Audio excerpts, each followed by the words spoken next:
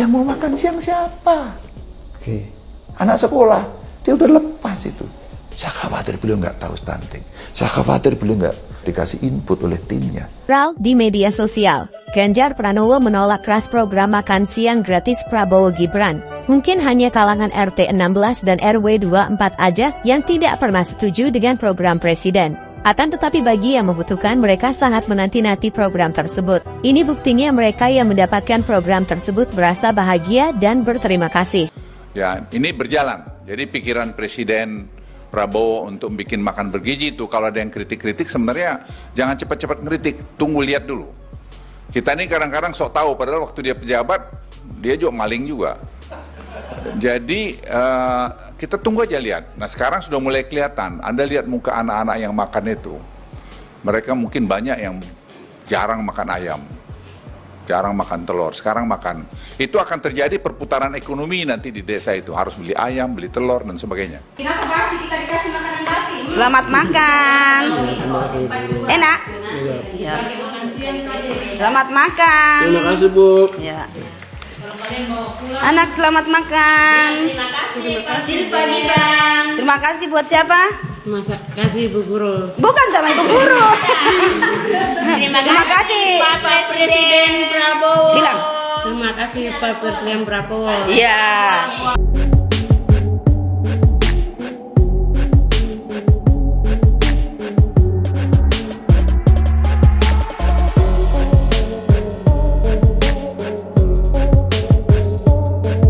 Saya diminta untuk memberikan mengenai tantangan dan harapan mengawal pembangunan nasional menuju Indonesia Emas.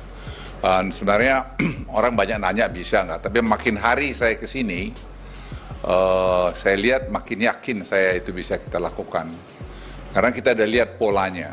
Jadi pengalaman saya selama 3 kali Menko dan Kepala Staf Presiden dan beberapa puluh jabatan-jabatan kerjaan itu, membuat bangsa ini bisa kok, asal ada pemimpin yang kuat dan memberikan contoh yang baik dan juga konsistensi kita.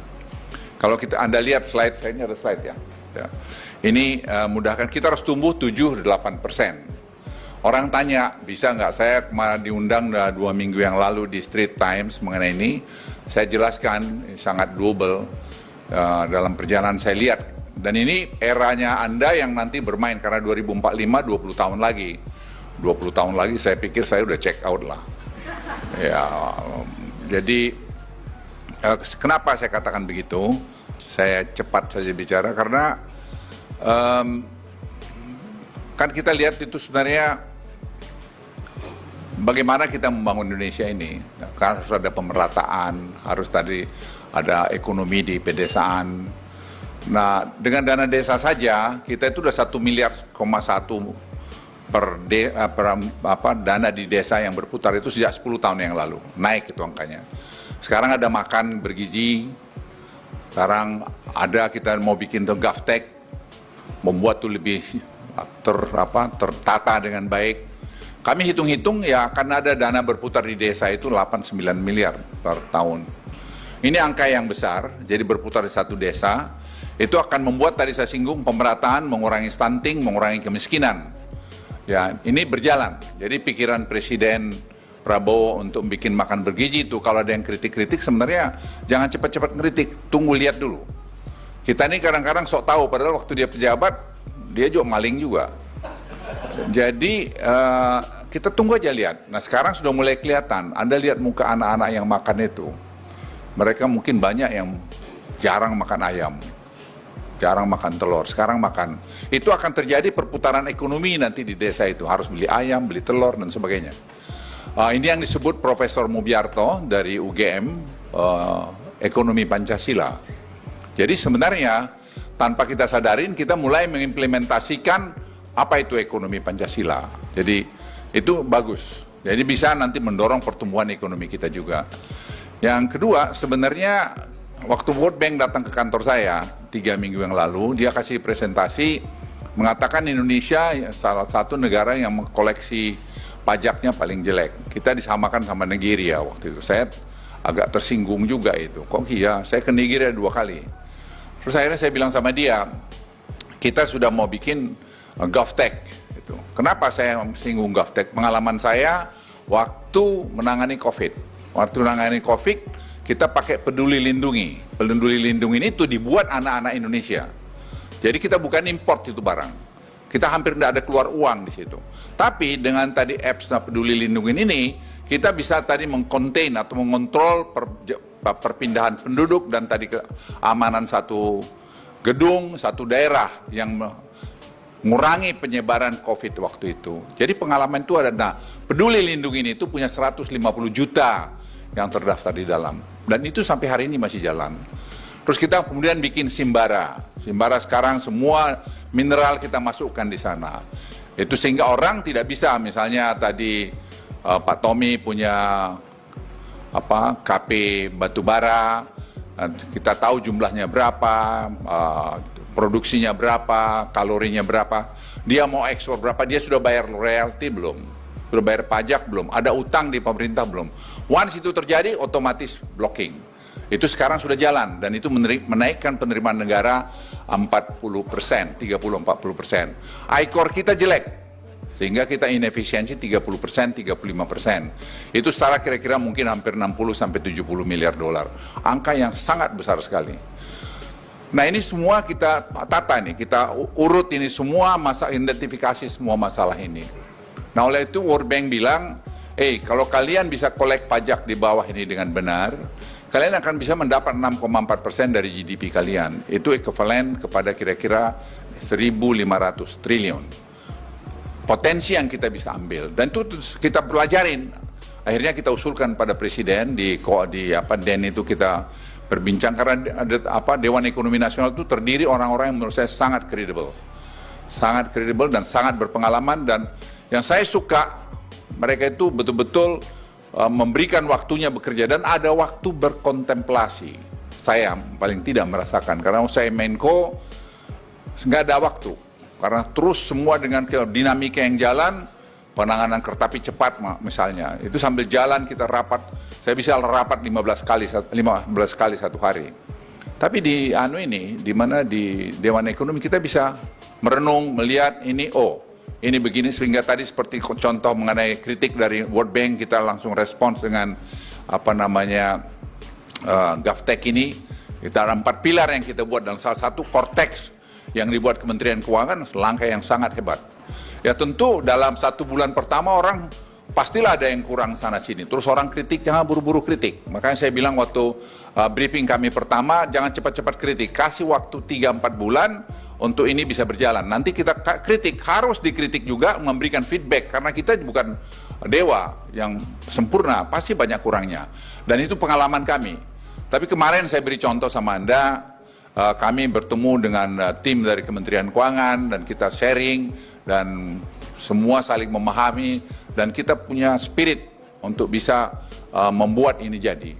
Nah kembali tadi mengenai GovTech, GovTech itu sekarang didesain bersama-sama, ada 300 anak-anak muda Indonesia yang ada di Peruri, dan itu juga yang dulu membantu kita waktu di COVID, dan sekarang mereka di sana, dan saya udah ketemu mereka, saya tanya, kalian bisa nggak membuat ini semua? Saya ceritalah, bisa. Terus saya bilang sama mereka lagi, sekarang ini kan kita mencari siapa yang nggak bayar pajak ini. Kan kita mau yang 4,8 miliar rupiah ke bawah, itu kan sensitive matter. Kita mesti lihat baik-baik, mesti kepala dingin melihat ini. Jangan nanti nimbulkan masalah pula. Bisa nggak kita nyari dulu? Kita masuk dulu semua ke dalam, jangan terus langsung dipajain. Mereka bilang bisa. Jadi kalau kita dapat bisa, karena kita berpikir, nanti kalau masuk kita kasih aja duitnya banyak, kan efisien. Anda bisa bayangin ya 500 triliun bantuan langsung, itu hanya 250 triliun yang sampai dengan benar. Jadi tidak targeted. Nah sekarang dengan tadi AI ini, kita akan mau membuat itu targeted dan membuat Indonesia ini akan lebih hebat lagi ke depan. Dan itu semua kita udah bicara dengan berbagai pihak, itu sangat hebat. Kemarin kami punya, DEN itu punya 5 advisory board, global advisory board. Salah satunya terlalu Redalio. Kita kemarin Zoom sama Redalio. Yang saya tertarik, dia bilang, sekarang itu perang itu udah berubah. Bukan hanya perang tembak-tembakan aja, tapi perang chip. Jadi orang yang produksi chip ini sekarang kalau dia tidak kasih chip, itu kan macam-macam, ada high end, ada middle, and low end. Itu kita mati. Kita sekarang ini mulai ketinggalan ini, betul. Dia ingatkan, dia bilang hati-hati Indonesia ini bisa ketinggalan. Dan kita bisa ketinggalan dengan Johor, yang sekarang membuat jadi special economic zone. Mereka nyontoh dari kita, tapi mereka memberikan insentif lebih bagus lagi. Kita ini kadang-kadang berpikirnya, saya bilang sama Febrio nih, Feb, lu mintanya untung melulu. Orang kasih juga dong untung. Jadi hidup ini nggak bisa dong hanya untung doang. Jadi family office, kita lambat, sekarang mereka udah buat. Mereka udah buat, karena ada duit banyak yang mencari tempat singgah yang dia merasa aman.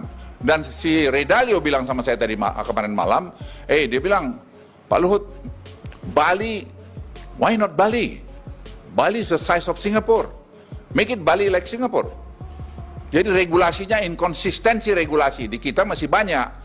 Maaf pemimpin-pemimpin kita yang tidak konsisten. Hari ini bilang ini, besok bilang begitu. Itu tidak boleh. Saya sudah lapor Presiden, saya bilang Pak Presiden, ini yang harus diperhatikan. Kenapa?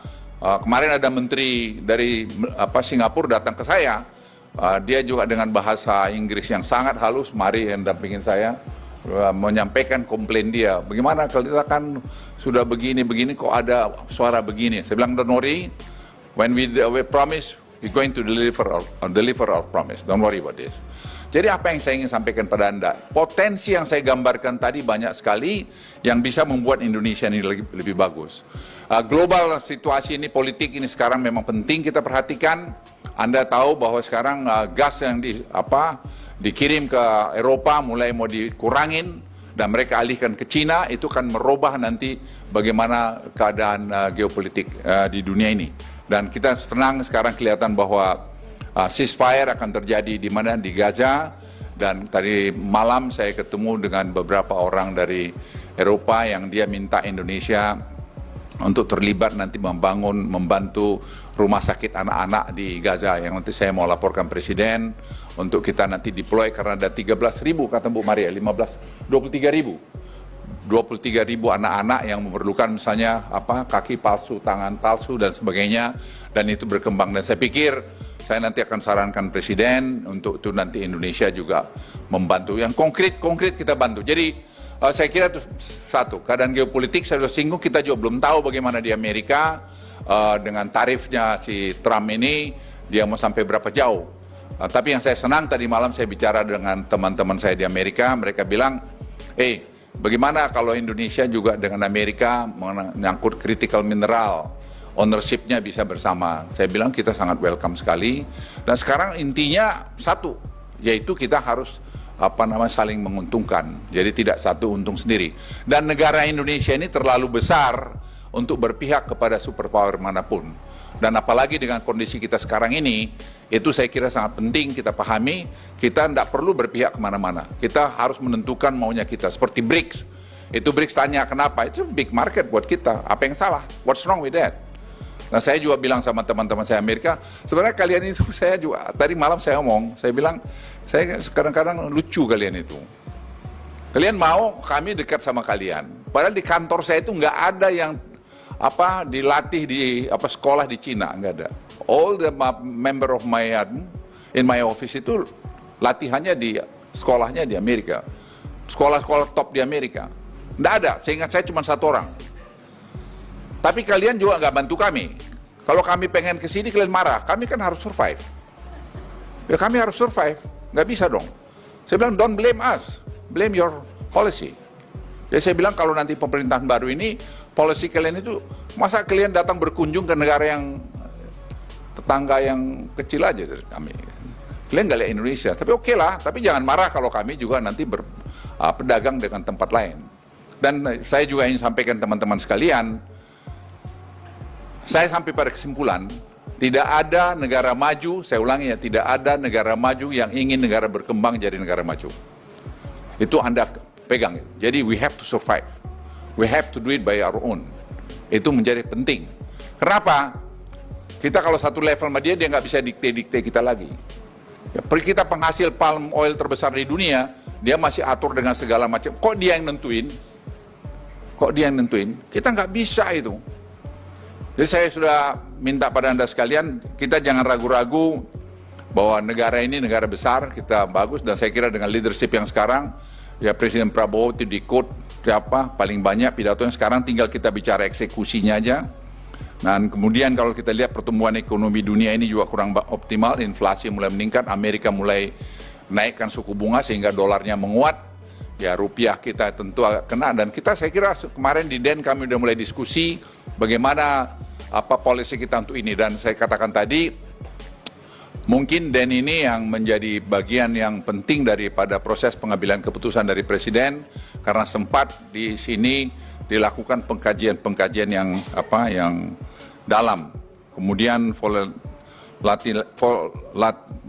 volatilitas dari keuangan global meningkat, seluruh juga mata uang global terdepresiasi. Kalau kita lihat rupiah sebenarnya, kalau lihat persentasenya kita masih lumayan sebenarnya. Nah, tapi langkah-langkah dari DEN, karena banyak pakar-pakar di sana saya lihat, dan juga kita dengar pendapat seperti dari Redalio tadi malam, dia mengatakan kalau kalian konsisten dengan policy kalian, Indonesia itu tetap masih menjadi tujuan investasi yang terbagus. Jadi dia minta seperti family office, terus kemudian special economic zone. Kita juga tadi mengenai semiconductor, kita bicara yang tidak usah yang high end, kita bicara low end. Saya bicara teman saya, istrinya Sehat Sutarja yang tadinya mau masuk ke ITB, dia membuat industri di ITB, tapi kita kurang merespons sehingga dia terlambat dan dia meninggal. Saya minta istrinya sekarang kita approach, dia mau apa, saya balik pertanyaannya. Jadi mau apa, nanti kita siapkan. Nah, mau tetap di ITB, kalau perlu kita bikin ITB Special Economic Zone khusus untuk tadi semiconductor. Karena kalau tidak ada langkah-langkah yang agresif, kita akan ketinggalan. Nanti negara tetangga kita akan lebih maju. Kita tidak mau begitu. Karena ini juga banyak di antara Anda nanti akan memainkan peran ini. Saya kira itu, dan utang kita juga saya kira paling rendah. Kalau kita global, kita lihat utang udah dari 100% negara-negara maju itu dari GDP kita masih 38,sekian%, angka yang sangat-sangat masih bagus sekali. Dan kemudian juga kalau kita lihat jabatan Presiden Trump kedua ini, pertumbuhan PDB yang lebih rendah akibat kenaikan tarif di Amerika. Kita belum tahu dampak penaikan tarif, berapa banyak tarif ini mau dinaikkan. Saya kira banyak uncertainty yang perlu kita buat, tapi saya pesan sekali lagi, Presiden sudah pesankan kita, kekompakan kita.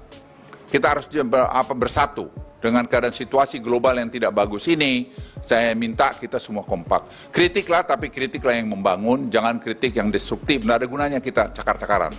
Dan saya kira sampai hari ini, apa yang saya lihat, dan bukan saya yang bicara, policy banyak orang mengatakan Presiden punya policy, kemauan untuk berantas korupsi, untuk membuat lebih transparan, itu saya kira sudah mulai terlihat. Dengan contoh GovTech ini, saya pikir salah satu bukti dari itu, dan kalau ini sampai terjadi, dan harus terjadi, Presiden kemarin itu, udah seminggu lalu, telepon saya, bisa nggak, itu tanggal 17 Agustus sudah kita launch. Saya bilang, ya boleh di launch, tapi belum sempurna, karena itu bisa beberapa tahun kita bisa lakukan. Mungkin dalam 2-3 tahun ke depan sudah akan kelihatan buahnya. Kemudian yang terakhir dari saya mengenai AI. AI ini menjadi sangat penting, artificial intelligence. Kenapa kita tadi dorong betul-betul GovTech ini? Karena AI ini sangat membantu, tapi the same time ini juga bisa sangat mengganggu kita. Jadi kami di kantor itu, malah saya kemarin baru bilang sama Seto, kita mesti ada satu tim yang ahli mengenai AI, karena AI ini betul-betul ya sangat penting, tapi juga pada masalah lain itu bisa menjadi mengganggu kita. Jadi kita basisnya semua dengan data, dengan sains, sehingga dengan demikian masukan-masukan yang kita berikan pada Presiden juga betul-betul cukup akurat. Saya kira itu dari saya. Nanti kalau ada pertanyaan, ada apa, saya siap. Tapi kan sudah ditemuin Apindo segala macam, udah dicari solusi. Yang penting kita cari solusi. Apapun masalah kita cari solusi. Kalau nggak ada masalah di sorga aja nanti kau. Tapi kalau masih ada masalah, masih di dunia ini pasti ada masalah. Jadi ya jangan terus buru-buru pesimis. Cepat kita lihat aja. Jadi saya sekali lagi aku yakin kita akan bisa menjadi negara yang high income country 2045 dan 2050. Saya kira kita bisa negara maju. Jadi saya very optimis, tapi kita harus kompak dan kita harus percaya pada pemimpin kita untuk kita bersama-sama membangun Indonesia. Wassalamualaikum warahmatullahi wabarakatuh.